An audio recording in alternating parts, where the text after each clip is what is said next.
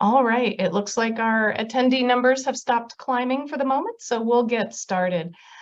Good afternoon, Sac State graduates, and thank you so much for joining us for our Q&A panel titled You've Graduated, Now What? We'll be discussing all sorts of things related to networking, job searching, volunteering, and grad school. In the midst of celebrating all of your accomplishments, you may have found yourself a few times asking, what do I do next? I've graduated. And that's exactly why we put this together. That is totally normal. And today we want to provide you with some helpful tools, resources, and perspectives that may help you in formulating what's next. Our panelists have expertise to share because they have not only been in your shoes, but they have chosen professions that include working with students, recent graduates, and others who are thinking about their next steps. I'm Jennifer Barber, your Assistant Vice President of the Sacramento State Alumni Association, and I am proud to represent the organization. And this is one of the many events that the Alumni Association puts on each year for you, our alumni. Hopefully you are all members of the Sacramento State Alumni Association. If you're not, it is free to join. We'll drop a link in the chat in just a few minutes. But being a member provides you so many opportunities to engage with your peers, with the Sacramento State community, as well as current students. We have more than 275,000 graduates and encourage you to stay connected through reading our email newsletter, attending events, volunteering as a mentor, serving on a committee or a board, serving as a chapter leader or a network liaison. There are limitless opportunities to get involved. Like I said, watch the chat box. We'll drop some of those links in for you to take advantage of. We'll also include them in an email after the event with a recording to today's presentation. All right, now on to what you are here for. I am going to have each of our panelists introduce themselves, share their name, pronouns, role, and organization they're representing, as well as any degrees they may want to share. So I will start with Melissa. Hi, everybody. My name is Melissa Ripa. I am currently the director of the Career Center here at Sacramento State and the director of our Developing Hispanic Serving Institutions project. I have my doctorate in educational leadership from Sacramento State, so stingers up. Also, got my master's from UCLA in education, and my undergraduate is from all the way over from University of Michigan, Ann Arbor. So I'm happy today to share resources and tips and strategies around career and job search. So thank you for having me here. Thank you. Thank you, Melissa. We're glad you found your way to California from Michigan. It's a pleasure to work with you. All right, Caitlin. Hi, everyone. My name is Caitlin Ermintrout. I work in the Office of Graduate Studies as the Graduate Student Enrollment and Experience Specialist, which is a very fancy way to say that I am a general advisor for graduate students, and I focus on the retention and graduation for those students. I am actually a double graduate from Sacramento State, both earning my bachelor's and my master's degree. Both come from English, English Department of Arts and Letters. And I have been working in higher education for almost a decade now. So yeah, I definitely found my place here at Sac State, and we're happy to have you here today. Thank you, Caitlin. And how about Erin? Hello, everyone. My name is Erin Mahoney. I use they, them pronouns. I am the student and recent graduate engagement officer here at the Sacramento State Alumni Association. I have a bachelor's degree from UC Riverside, and I'm currently working on a master's in creative writing here at Sac State. So I'm happy to be here with you today and learn from my fellow panelists as well. Well, we definitely have the writers in the house here with the English grads and the creative writing. Thank you, Erin. And Elena. Hello, everyone. My name is Elena Carrillo. My pronouns are she, her. I identify as a queer Latina. I just wanted to kind of open up the space like that. And I think the positions and whatnot. So I've spent many years in the nonprofit sector, and I just made the jump to work in government. So I now work for the Office of Health Equity, and I'm overseeing the LGBTQ health initiative. I have identified as a community organizer for a long time, aka volunteer. So I've done a lot of community organizing for many years, and I've had roots in the queer community here in Sacramento for some time with Lavender Library, Cuties of Color, and other smaller grassroots projects. And I have a degree from Sac State. I was a women's studies major, very proudly so. So that's it for me. Well, stingers up, and thank you everyone for joining us today. It's so great to have so much alumni representation on our panel. We really appreciate it. So the plan is to spend about the next 35-40 minutes learning from each of you about the resources and the areas that you represent, from mentoring and job search to volunteering in grad school. And for those of you in the audience, if you do have any questions as we're going along, please feel free to either put them in the chat or the Q&A function along the bottom of your screen. We'll do our best to either answer those during the discussion if it seems to fit in with another question, or we will get them at the end, and worst case, we will address them in the follow-up email that I mentioned. We won't be asking questions in any particular order, so we're just going to kind of see where the conversation takes us. And with that, we are going to jump right in. And I think because it's a really good jumping off point, a lot of recent graduates are thinking about jobs and what do they do. We're gonna start with Melissa and throw out the question of, do recent grads have access to services at the Career Center? And if so, can you share what services are offered? Absolutely. And yes, recent grads and all Sacramento State alumni do have access to the Career Center. And we have multiple services that range from career counseling and guidance if you are looking at updating a resume or need some help kind of strategizing your next career move, as well as opportunities for networking with employers and searching for jobs. So we have career counseling services, we have job search tools, we have professional development resources and employer networking and events. In terms of how to access those services, we recommend that you start with the Career Center webpage, which I think is in the chat window, and you can schedule an appointment just like you did if you're a recent grad, just like you did when you were a student. You can log in with your SacLink account. And also feel free to stop in or give us a call and we can kind of get you started. So, and we are hosting a career fair in October 3rd and 4th. So save the date. There's a lot of employers out there looking for recent grads. So thank you. Awesome. Thank you, Melissa. One of the things that I hear when I talk to recent graduates who are, in the job search is that they don't have the experience that employers are looking for. And I'm hoping that maybe Elena, you could speak a little bit about, I love the term you used for volunteering, and I already forgot it, but I loved it. Maybe you could share a little bit about how volunteering can help you build skills and experience that might help with the job search. Absolutely. I identify as a community organizer. I think that is a great way to, because essentially a lot of times volunteering is for your community or for the areas that you feel connected to. I have a lot of different intersecting identities. So obviously there's things that I'm going to be more drawn to and that I'm going to be able to connect with. I think with volunteering, there's so much opportunity and there's all kinds of volunteering, right? There's single day events, and then there's things that are a little bit more of a commitment, right? Maybe a couple months, and maybe sometimes months turns into years, like it did for me. I became incredibly passionate about doing community work, and I think that it's critical to explore what's out there, and that it's kind of like dating, right? Like if you go and you join an org and you're like, this doesn't really fit me, you can go somewhere else. I think for volunteering for me, I got to activate all the skills that I was kind of having or wanted to have in the volunteer space that I was able to join.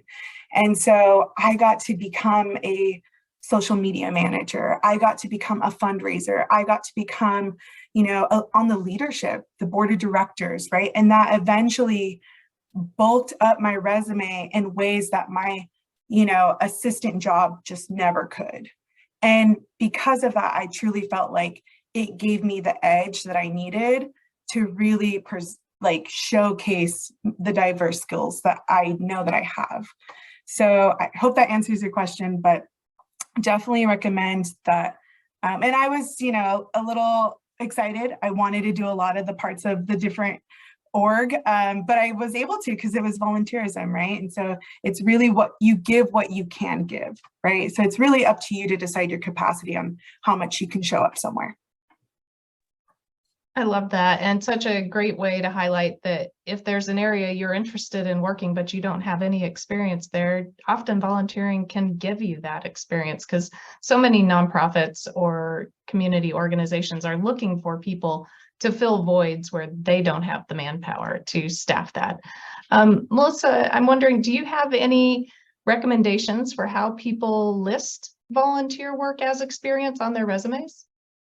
Yeah, so in terms of the experience, sometimes people will list it in a separate area, whether it's as community development work or other relevant experience. It kind of depends on what's already on the resume, but it may actually fit in well with all of the other professional experiences. So it really kind of depends on where it falls. So a career counselor can probably give the best guidance.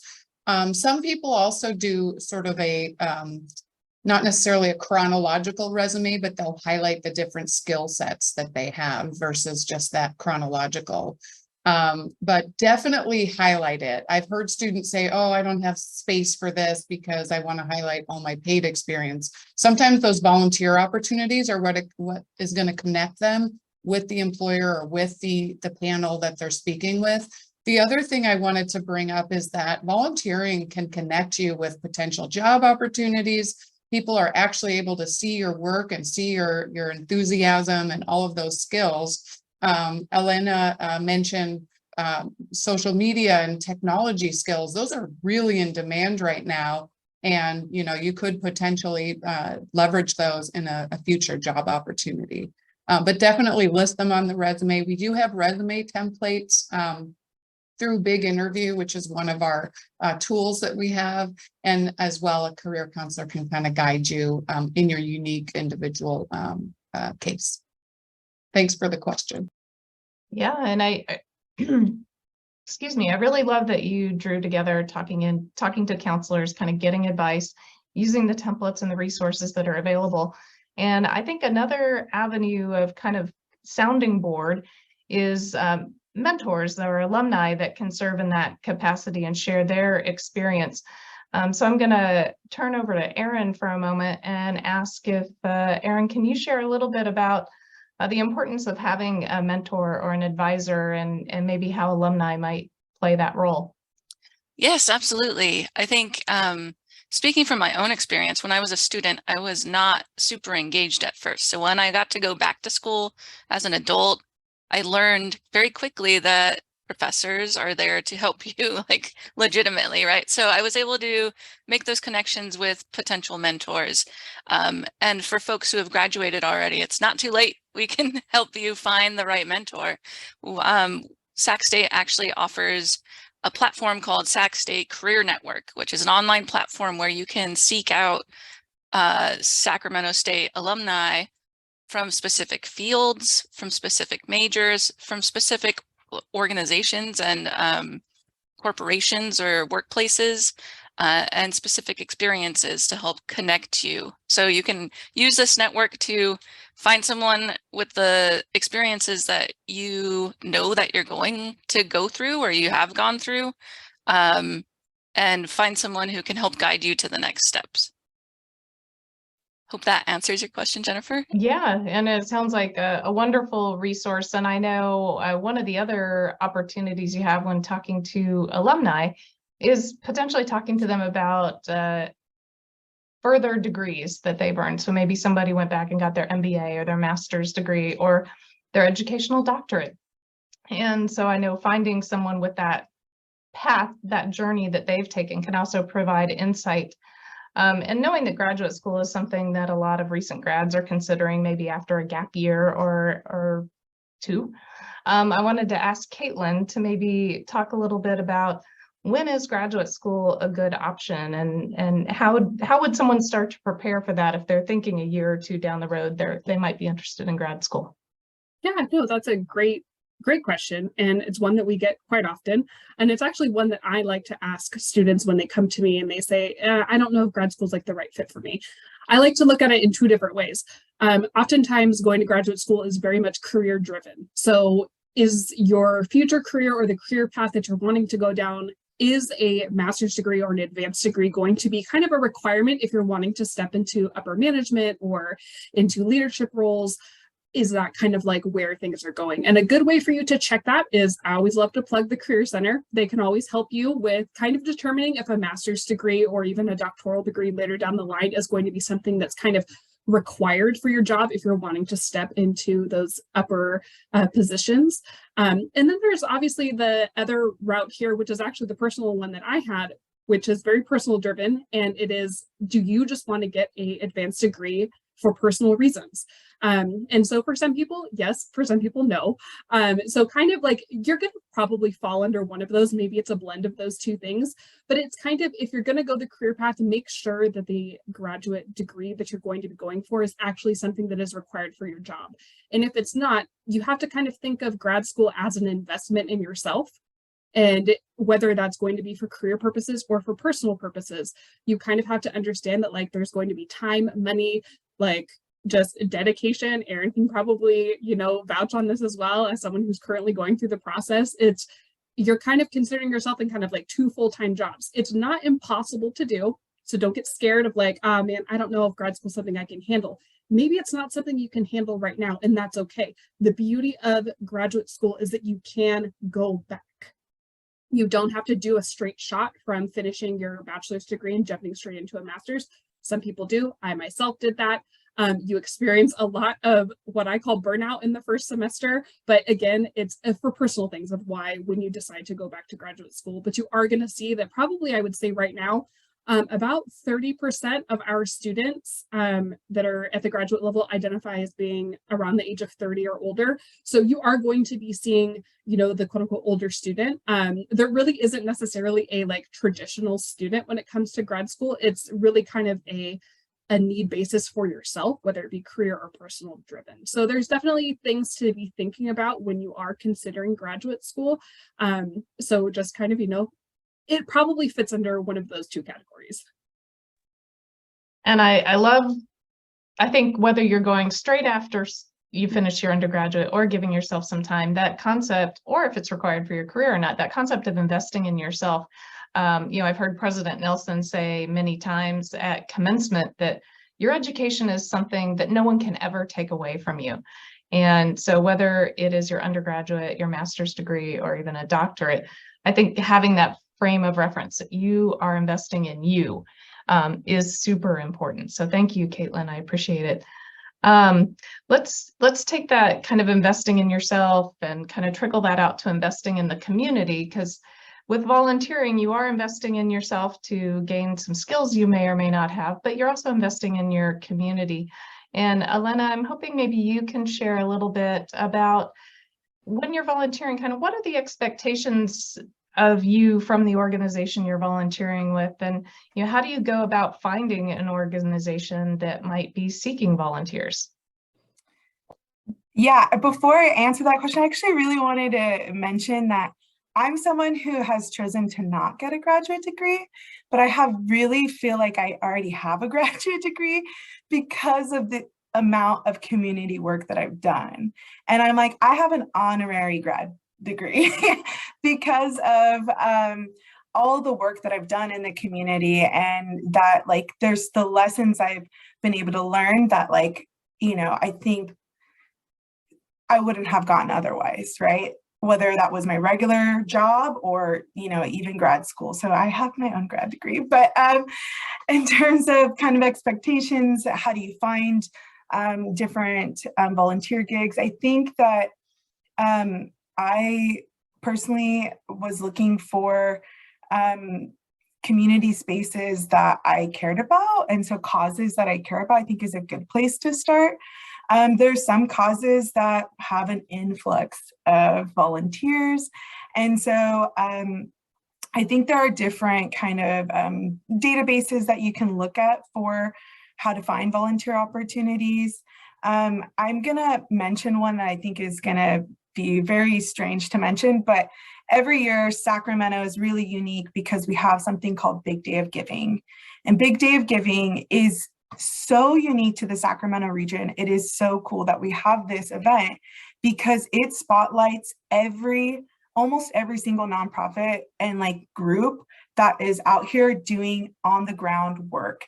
And what's great is that they have, the bigger the groups that like, the causes that, have like a volunteer coordinator and, can really like have more robust teams, right? And then they feature really tiny groups that if they had one person volunteer, it would just expand what they could do, right? And so I think that could be a really neat way to just shop and explore like what causes are out there, how much are they raising, and they, they pour their hearts out in their little testimonies and their web pages in a really specific way that's easy to click through. It would be harder to go and search causes, and to me that's just a little uniquely Sacramento way to find opportunities. But I think that different places offer different expectations, and it's also what you want for yourself. I think when I started, I said, hey, I can only volunteer maybe twice a month, a Saturday, every other Saturday, right?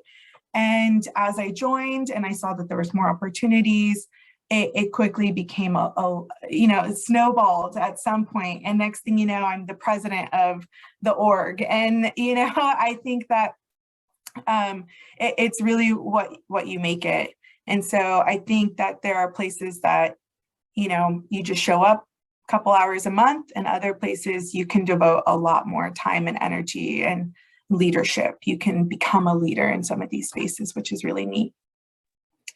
That is great. And I do think it's important to realize that when you do volunteer for an organization, they're then counting on you. So while it's kind of something you're doing as an optional activity in your life, you've put it out there that you're going to be a resource for them. So I think being aware of that and honoring that is important.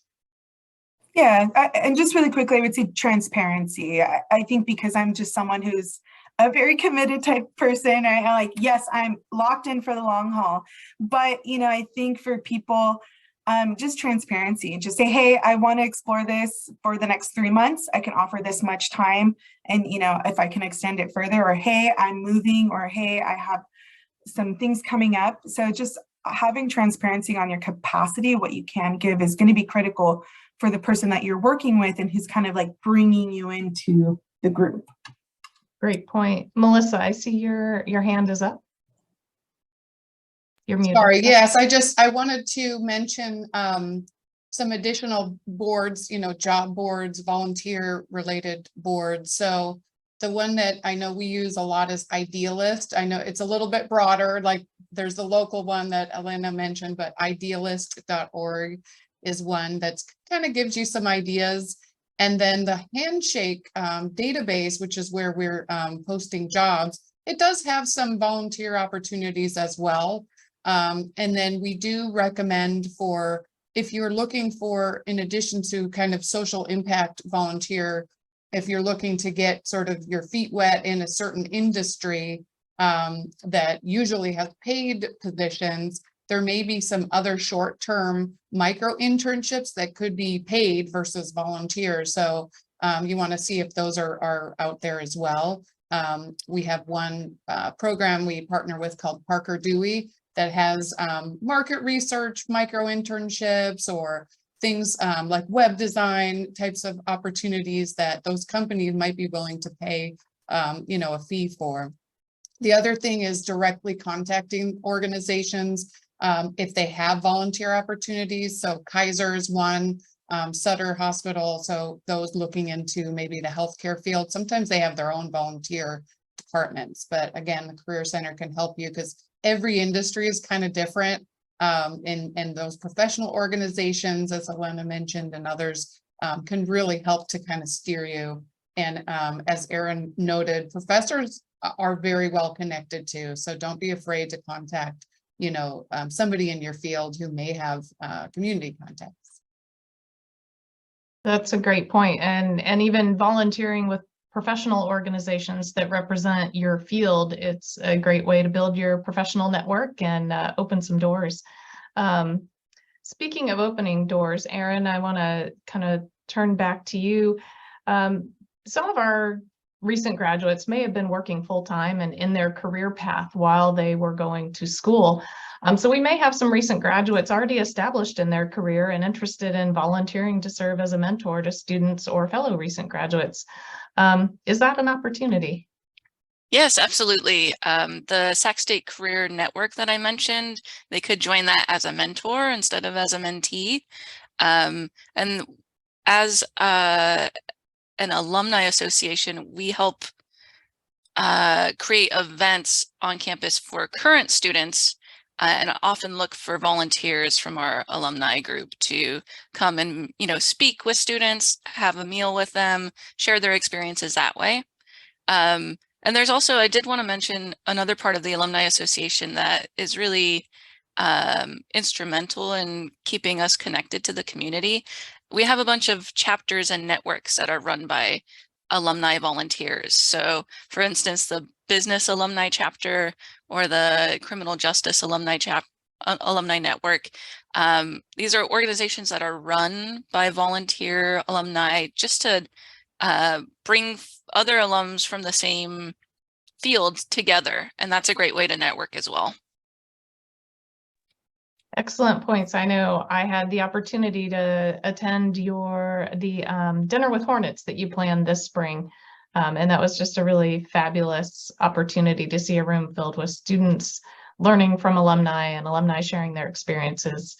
I don't know if you want to say anything about. I love that event, so I want to talk more about it. So Dinner with Hornets was really fun and my first time putting it together, but basically we had students sign up who were interested in sharing a meal with an alumni from their same career path or major. And then we had alumni who also volunteered. And then it was my job to make sure I sat the right people at the right tables. So there were 1 or 2 alumni per table of 6 to 8 students, and basically they just sat, had a nice meal together and talked about how to get from point A to point B, or what their experience was like on campus and how that led to a career maybe even a little distant from what they started with. And by the end of the night I saw tables going up to take photos together, people who hadn't known each other 2 hours before, like, connected. So it was a really great event. And as part of my job as the student and recent alumni, student and recent, my job, I get to do these events, connecting current students with alumni in really meaningful ways. So if you're part of the Alumni Association, you will be getting emails from me trying to get you to come and share what you know, or also come and learn from others. Fantastic. Thank you. And I know some of that sharing that goes on is students asking alumni about their graduate school experience. And so I want to pivot back to that for a moment and go back to Caitlin and ask, how do people determine what the right program for them is? I mean, it might be something to say, I want to have a doctorate someday, but do you have some tools or resources that give me a sense of what program might be right for me? And then how do I go about even applying to grad school? Yeah, no, that's obviously a very, very good question, because not every university is going to have the exact program that is going to be fitting your needs. While I would love for all of our alumni to come back to Sac State and get their master's degree or doctoral degrees later down the line, I am a realist, and I know that that probably isn't possible for every single student, because some students want to go specifically down routes that our campus just have not created programs for quite yet. So what I always recommend to students is explore the university catalog for whichever campuses you are interested in. That is a biased thing for two reasons here. So as I said, I've been in higher education for about a decade now. One of my jobs was the university catalog editor. So I'm very familiar with the Sac State catalog and the just resourceful tool that document is. Our catalog is fully online at this point. So you can actually explore all of our degree programs by going through our academic programs page. And I will stick a link in there for the chat. This is going to allow you to look at all of the graduate degrees that Sacramento State currently offers. Now, this could change in the future. One thing about our programs here at Sac State is that our programs are actually going to be developing with the fields. So an example of that is our MS in biological science with a concentration in stem cell actually now is called an MS in biotechnology. So the field has shifted towards being referred to as biotechnology. So in order to better prepare our students and show that they are meeting those job requirements, those career pathways, our biological sciences department has renamed their degree to better fit those needs for the students. So you are going to be seeing that with graduate degree programs, is that they do develop to match kind of the direction that their careers are going through. So I definitely recommend looking through the university catalogs for the campuses that you're interested in. Obviously, Google will take you in many directions, but it also can be very, very confusing because you're going to start getting a lot of these, like, oh, the top, program in the state on this website versus this one versus that one. So it can get a little convoluted and a little confusing. If you know what you want to head towards, then it's a little bit easier to narrow your search.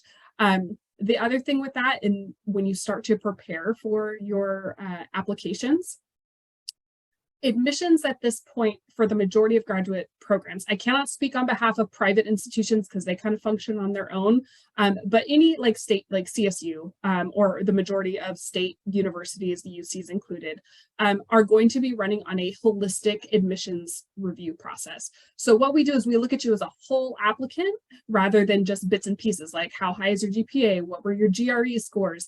We're not looking at just the small things, we're looking at everything as a whole. So that's where it becomes really important that you are writing, statements of purpose or personal statements that best show you as a candidate for this degree program and how the program is going to benefit you, your future goals, etc.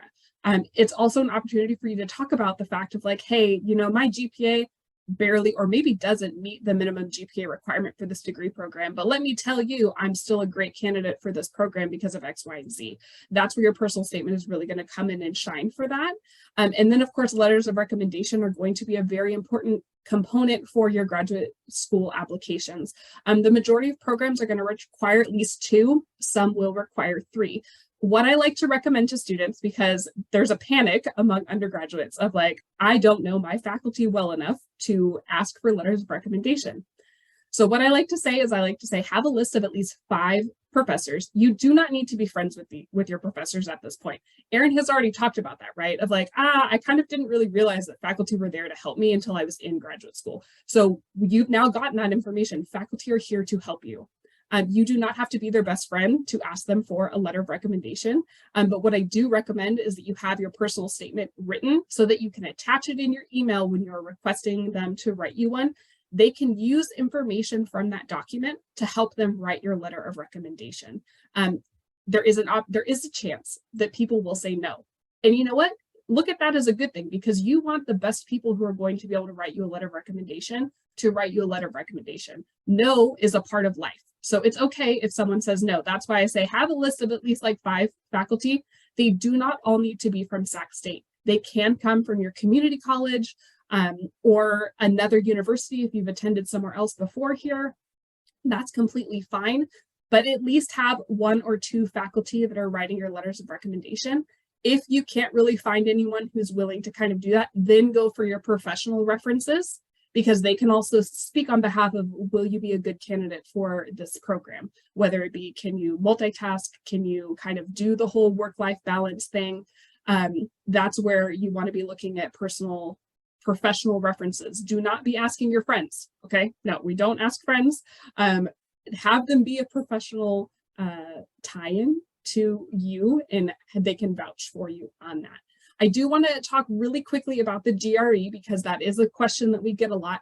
The majority of programs are starting to not require the GRE. However, there are still a handful of programs here at Sac State that do require the GRE. So the best thing to do is go back to the catalog. And when you're looking at a program, you're actually going to see two different sections. There's going to be admissions requirements and admissions procedures. The admissions requirements are going to be your minimum requirements. And then your admissions procedures are all the things that you need to submit in order to apply. So really look through that. And also be aware that if you are applying for a graduate program within the next year, September 22nd of this year, the GRE is actually now going to be cut in half. So it used to be a 4-hour exam. It is now going to be a 2-hour exam. So right now, if you're kind of planning on applying for like a program in fall 2024 for it to start then, you can safely take the shorter exam, wait until September and take the shorter exam. That's completely fine. If you are someone who is interested in a program that is offering admissions for spring 2024, meaning those applications are going to open up in August, we do highly recommend that you do not wait for the shorter exam because you're at risk of not meeting your application submission deadlines. So we do recommend that you do take the current 4-hour exam. I do know that that is kind of a bigger, chunk of time. Some sections have been shortened.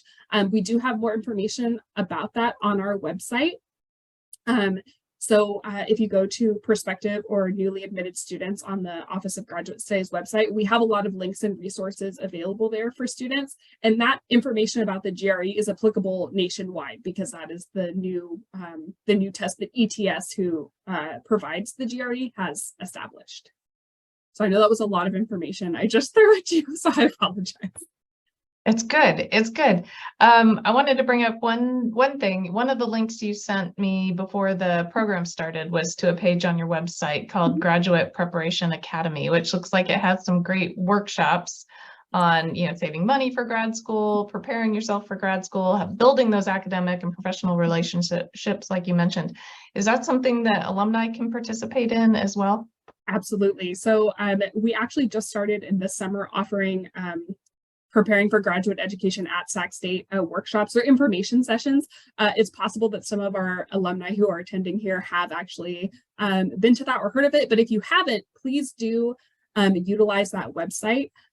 We will be offering more dates this summer. We haven't finalized our times yet.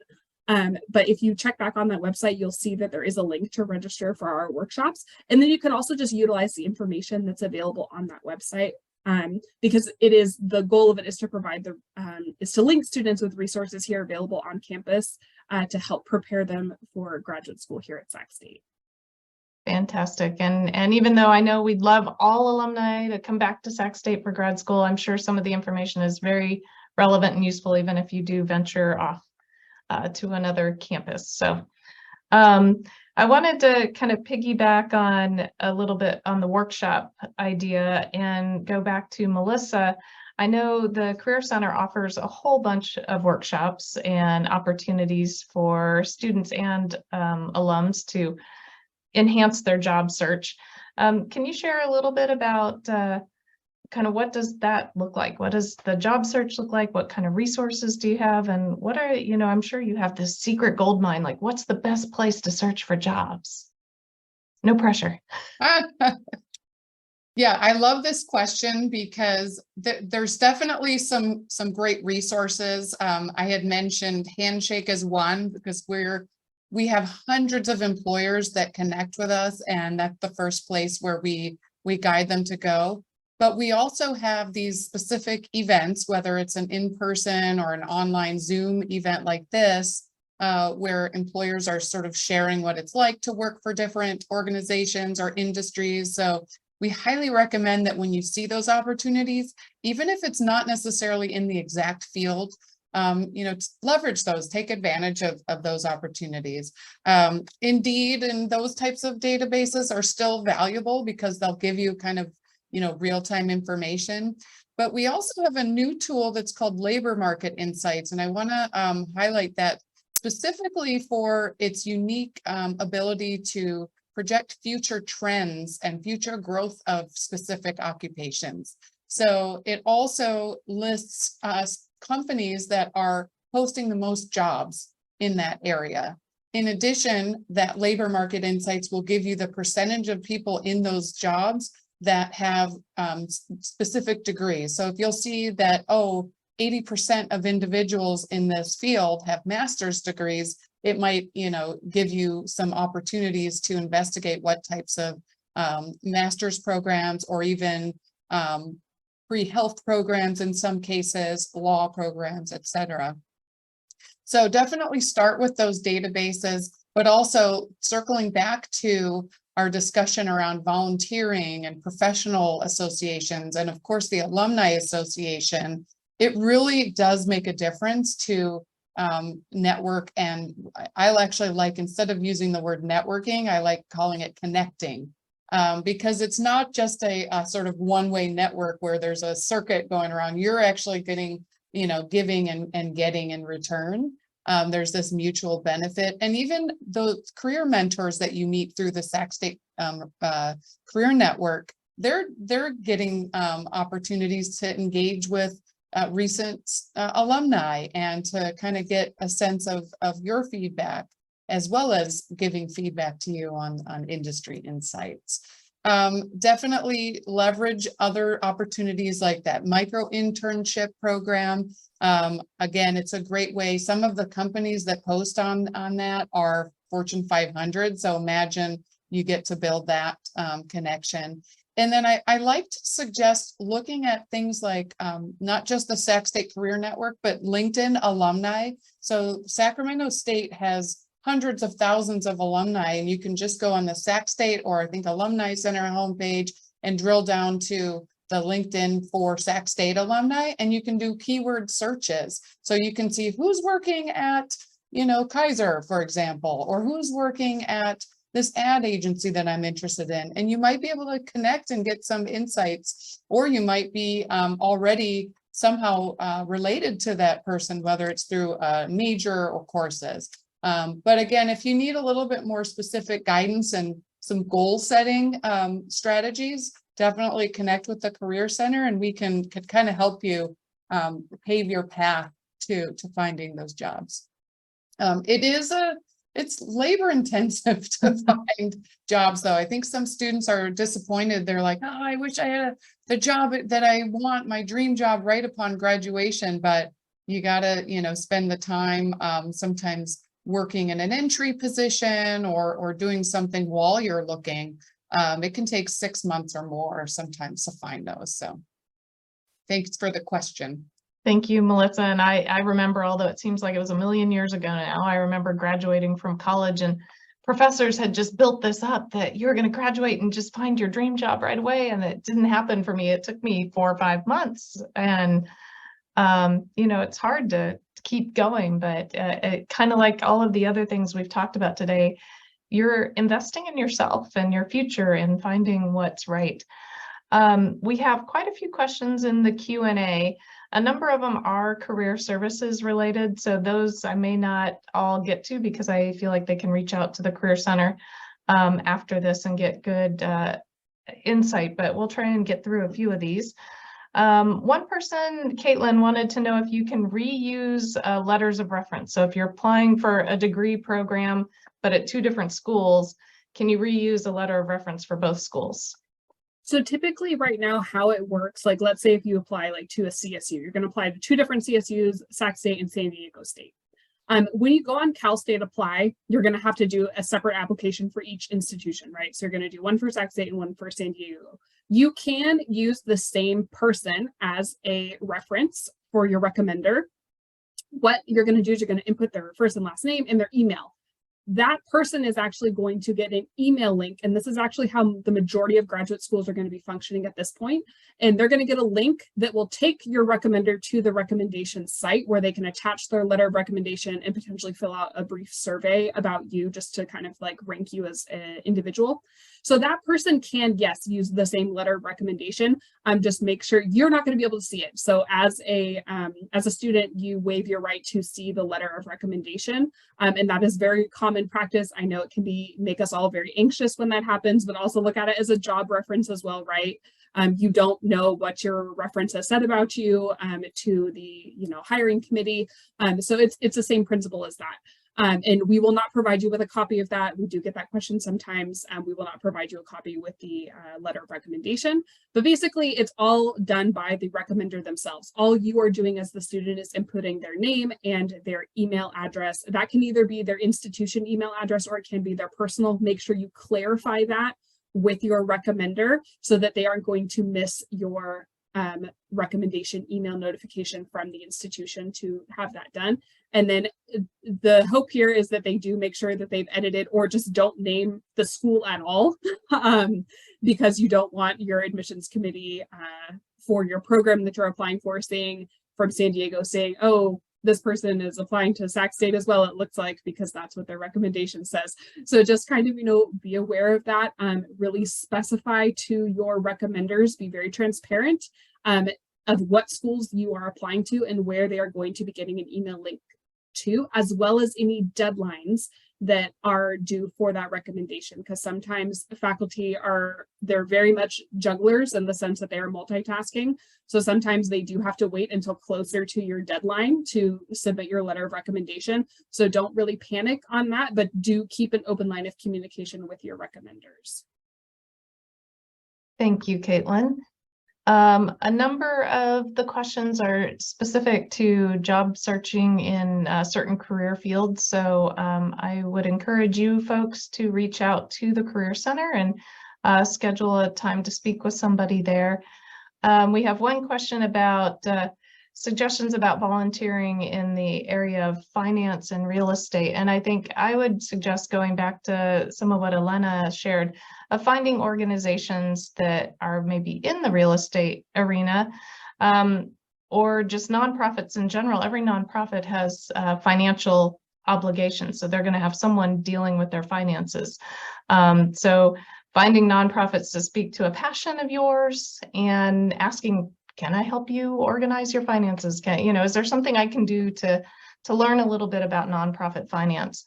I think it would be a good direction to go there, because if you think of a company, a nonprofit's going to need similar functions to everything a for-profit company would, but they don't often have the manpower to staff it all. Let's see. I'd like to add into that a little Yes. bit.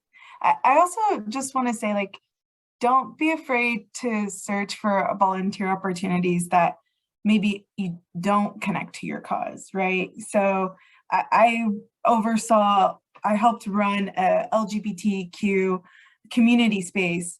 We had non-queer and trans people join, we had allies join, and it was wonderful. And they got to learn a lot about queer identities.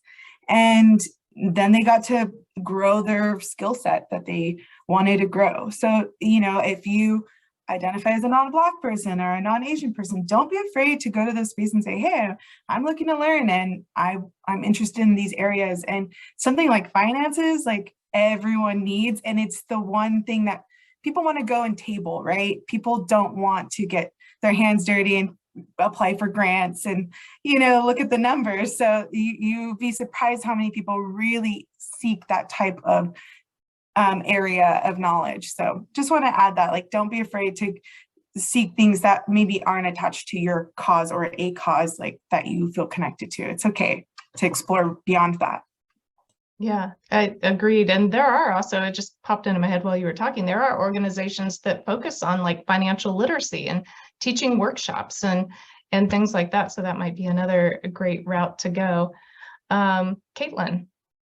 Yeah, so I just wanted to jump in here really, really quick and talk about, let's say you kind of don't know if grad school is right for you or what career option is really right for you, or you're not really finding jobs within like the field that you've gotten your bachelor's degree in. Something that I do like to recommend to students, if they have the ability to do so, is to look for alternative career paths. One of those things, and this is oftentimes kind of used for like a gap year or two, is teaching abroad. And I speak from experience. After I got my master's degree, this was a personal goal of mine as well, but I went and I taught English in Japan for 3 years. And that's actually where I was from 2019 until I got back last August in 2022. I loved it. There are many opportunities in Asia as well as in Europe that can kind of take you outside of the US and really open up your scope. Travel is very expensive, and this is a way to kind of be able to, one, see the world and experience new things and get paid for it. So it is something that really can open doors for people. Obviously, if teaching is not for you, that is what you would be doing as an English teacher. But usually the requirement for that is having a bachelor's degree. So I do really recommend that if you're really stuck and you're just like, I don't know what to do, and I am just very much in this rut of I'm just not happy, or just things like that, look at alternative career paths. And that can also be volunteer. There's also volunteer experience that will take you to other countries as well, and will allow you to see new parts of the world and kind of give you a refresh and just like a break from this whole grind that we have socially to get out and get a job and do all the XYZ things. So definitely look into alternate career paths if you can, or if you have questions about teaching English abroad, you can, feel free to contact me, things like that. Well, Caitlin, you may have just signed yourself up for one of our future panels, which is focused on international career opportunities. So I'm sure you'll be hearing from Erin on that.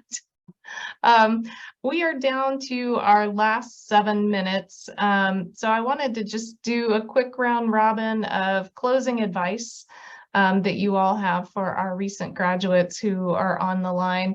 And again, to all of you, we will include the links and some of the answers to questions, as well as the recording of this after the event. You'll get an email and sometime in the next week with all of that. So why don't we start with Erin with closing remarks? Yeah, I think in terms of mentorship and building community, basically, you don't have to do things on your own. So seek help from people who've been where you want to go, where you are now, just the people in your community. All right, Caitlin. All right. So basically, if you are interested in going to graduate school, please feel free to reach out to me. I know probably in the email that you get following this, we'll include my contact information. Please feel free to reach out. We do have EAB access. If you have access to your EAB still, you should, as an alumni, be able to make an appointment with me, or you could just email me and I can set up an appointment. I'm more than happy to work with people on that. One really quick thing that I didn't get to touch on, but I know is often a very common question, is financial aid for graduate students. Financial aid does exist for graduate students. I will not lie to you. For the majority of CSUs, you are going to be offered a loan type financial aid. Do not let that scare you away from going to graduate school. There are scholarships and there is non-loan type money that is available. On our website for the Office of Graduate Studies, I actually have a webpage full of links that go to both CSU, Sac State, as well as private scholarship links. So there is money out there. Of course, with all scholarships, you do have to put in the work for them. Okay, it's not just, some of them are a single apply and you just like go for it, but just also keep in mind that the easier it is to apply for something, the more people you're probably going to be competing against. Again, don't let that deter you. The other thing with loans is that if you know that that's something that you're going to do, and again, you're going to invest in yourself for, really just be taking out what you need versus kind of the temptation that is there when you get a bunch of money offered to you. If you want a bunch of money offered to you, that's totally fine. But again, that's a personal choice. And that's between you and the government at the end of the day when it comes to making payments on those. But I do want to say that do kind of look at the things that are, some employers will actually pay for you to do career development, which is going to graduate school. I can't promise all careers are like that, but that is an option for some. Another really big plug in terms of a financial aid benefit, and Erin and I both got to use this, is that as full-time staff at a university, and that's including faculty, you actually get a tuition waiver benefit. So 6 units of your degree program is waived. I think right now you pay $5 for 2 classes. And then of course, anything in addition to that is out of pocket. But there are options for you to be able to pay for school if just loans are like not an option for you at all. And that benefit is CSU system wide. And I believe the UC system also has something similar for their employees. So do look at those avenues when you're thinking about how do I pay for grad school. That is an excellent point. I think the UC system goes, you get a percentage discount versus unit waiver, like we do in the CSU system, but very good points. Melissa. Yeah, so I think connections is definitely my theme. Use your connections through the Alumni Association. You've met all of us now, so feel free to reach out. And also sometimes happenstance, you never know what opportunity is going to present itself from getting out there, trying, some volunteer or mini projects or doing something that maybe is out of your usual field of work. You might actually find that you are enjoying it and kind of continue your career in that direction. I also want to share, just if you need support, we're here for you. So I think that a lot of students, when they graduate, they're kind of like, oh, I don't need any help. I've got this. And I looked at some data, recent data suggests that the places where students are going for help are like parents or friends, but you've got other resources too. You've got our offices, you have connections from your professional associations, your faculty. So, feel free to continue that connection. You are Hornets for life. So utilize that. There's a lot of proud Hornets in this region and all throughout California, and the United States. So very true. Every summer I get to do welcome remarks for our incoming students. And one of the fun facts I share is that 60% of our alumni stay in the Sacramento region, and one out of every 18 area residents is a Sac State grad. So you literally have resources all around you. You just have to reach out and make those connections, as Melissa said. Elena, final thoughts on volunteering? Well, I actually wanted to have two other thoughts. Something that wasn't really mentioned is lived experience. So I think lived experience is really important in sharing. I said at the top of the session, hey, I identify as a queer Latina, I'm first generation Mexican. People want to know about that. Like, people are curious about that. And you offer something, you bring a perspective to the team that may is desired or may is helpful, and like a new grant that's coming down the pipeline, right? Like I've been on interview panels and somebody's like, hey, I used to live in my car. I've experienced homelessness. And that was so helpful because we're like, wow, we actually have this homeless grant coming down the pipeline. And it would be so great to have this candidate's like fresh eyes on this experience. So you never know.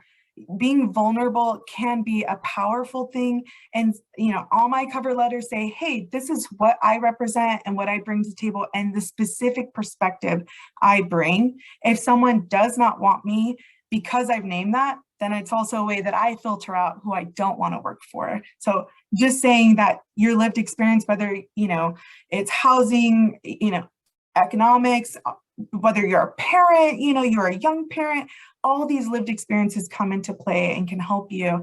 And just to go off what Melissa was saying is, don't be afraid to ask for help. I think, to me, especially as a Latina, that's the hardest thing, right? Is like, I can't go to my family for help when it comes to professional development. That doesn't exist. So, being able to go to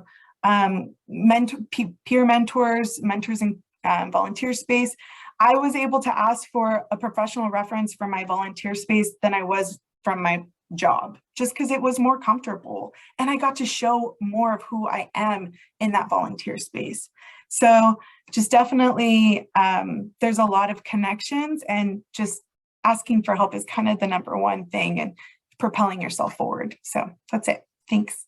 Fantastic. Thank you, Elena. And you hit on one thing that we haven't said, but when you get to the interview phase of a job search, they're interviewing you as much as you're interviewing them, because you want to find a place where you are going to be comfortable, whether it's for grad school or a job, and that you're going to be able to show up and be you and contribute the best that you have to give. So do keep that in mind, that you're not just at someone's mercy. So with that, I want to say thank you so much to our panel. We really appreciate you being here and sharing your experience and your expertise. And to everybody out there who's been watching, stingers up. Thank you so much for participating today. And like I said, sometime in the next week, we'll get this information out to you in electronic form. And have a great day. Take care. Bye, y'all.